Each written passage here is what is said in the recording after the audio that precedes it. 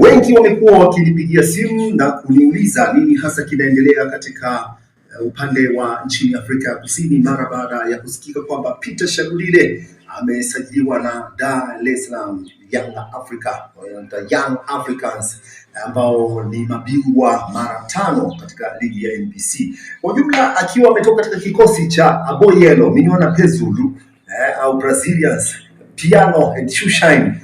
Peter Shalulile ni moja kati ya vinara ambao wamenyanyua makwapa katika kombe la klabu bingwa Afrika, akiwa pia na rekodi yeye mwenyewe ni mfungaji bora kabisa wa mabao akiwa katika ligi ya mabingwa wa Afrika. Nazungumzia mabao yake 20 aliyoyafunga akiwa Mamelodi Sundowns. Yanatosha kabisa kuwa ni mchezaji wa kipekee kutoka katika ligi soka ya Afrika ya Kusini PSL kuwa na mabao kama hayo. Lakini rekodi yake kubwa zaidi ni kuwa ni mfungaji bora wa siku zote katika PSL, akiwa ni kinara juu ya wafungaji waliotangulia.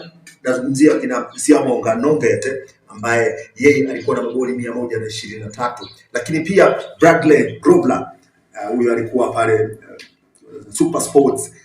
Siamonga Nongete amecheza vilabu vingi ikiwemo Orlando Pirates, lakini pia alicheza Moroka Swallows, amecheza Deben huko. Kwa hiyo goli zake 123 hakuweza kumfikia Shalulile mwenye hizo goli 130. Lakini Bradley Grobler kama nilivyoweza kueleza, yeye ana 120, wakati wachezaji waliotoka tena upande wa Mamelodi Sundowns, Daniel Mambushi Mudau huyu wengi walidhani ni ndugu wa huyu Mudau, Collins Mudau ambaye hivi sasa anacheza katika Mamelodi Sundowns. Hawa si ndugu, ni majina tu yanafanana. Yeye huyu Mudau alikuwa na mabao 120, huku Mabuti Kenyeza huyu akiwa na mabao 110. Sasa ukiangalia kwa haraka unakuta kwamba kwa miaka ya hivi karibuni ni ngumu sana kwa mchezaji aliyoko katika ligi ya hapa Afrika Kusini anaweza akafikia rekodi ya mabao hayo 130. Ukiangalia Nongete amekwisha kuwa nje ya mchezo hivi sasa, amekwisha kustaafu.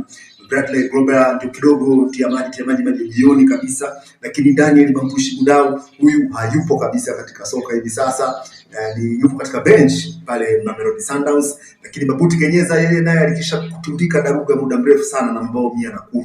Kwa Shalulile ana nafasi hiyo na ameondoka akiwa na rekodi hiyo, japokuwa nyuma kidogo huko kuweka sawa. Watu wengine wanasema ana rekodi ya goli 33 msimu mmoja. Ni kweli kabisa hicho alikifanya, lakini hakuweza kufikia rekodi ya goli 35 ambazo alizifunga Collins Mbesuma Ntofo anamuita huyu Zambia huyu ambaye alicheza na klabu ya Kaizer Chiefs msimu wa 2004 2005 kwenda 6 pale.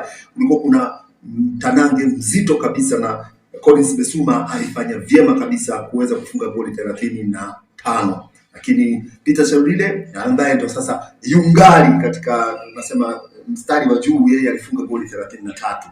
Lakini katika mechi zake hizo 197 amefunga goli 100 kwa haraka zaidi. Sasa ukiangalia ni namna gani anaweza kutumia nafasi za kuweza kufunga kwa haraka. Na pia hata goli la mapema la MTN Super 8 Afrika Kusini katika ligi huwa inakwenda wakati fulani timu 8 zile zilizo juu katika mstari daraja tunasema katika ile log ya msimamo wa ligi huwa zinacheza mashindano haya ya shirika mojawapo la simu maarufu kama MTN Super 8. Sasa yeye alifanya mambo ya supersonic wonderful scoring, yani goli la mapema sana akifunga goli sekunde ya 10 tu. Sasa speed yake, unajua pasi yake, jinsi anavyoweza kujipanga, kwa ujumla naweza kusema Young Africa wameramba dume, yani karata dume hili ambalo ndio hasa wanaweza ikatumika sana kuwarambisha hawa wapinzani wao ambao watakuja kuwa wanakutana nao hivi siku za karibuni katika